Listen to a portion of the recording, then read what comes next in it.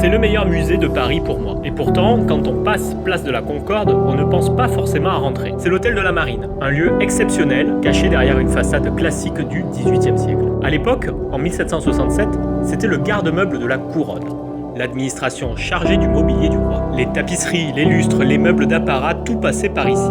Aujourd'hui, on visite les appartements du contrôleur général comme si on y était à l'époque. Et ce qui rend l'expérience unique, c'est le casque audio qu'on te remet à l'entrée. C'est pas juste un audio guide, c'est une immersion sonore. On suit un majordome, on entend des dialogues, les bruits de pas, les voix, les ambiances. On a vraiment l'impression de remonter le temps. La seconde partie du musée est tout aussi intéressante. Elle reprend la deuxième vie de l'hôtel de la Marine, qui donnera son nom au bâtiment, le siège du ministère de la Marine, qui y emménage en 1798. J'adore les tableaux qui parlent, qui donnent un petit côté Harry Potter et rendent la visite super interactive. Et puis le lieu est sublime, parquet qui craque, dorure, salon de réception, vue sur la Concorde.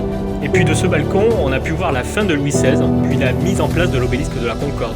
Et à l'intérieur, on y a donné les premiers grands bals mondains de la République et de l'Empire pour marquer le retour de la France dans le concert des nations. C'est aussi ici que Victor Schœlcher abolit l'esclavage en 1848. On termine la visite sur des tables interactives des grands explorateurs français pour finir sur une note d'aventure et surtout sur les magnifiques œuvres de la collection Altani. Et cette collection, je vais en dédier une vidéo complète tellement elle m'a émerveillé.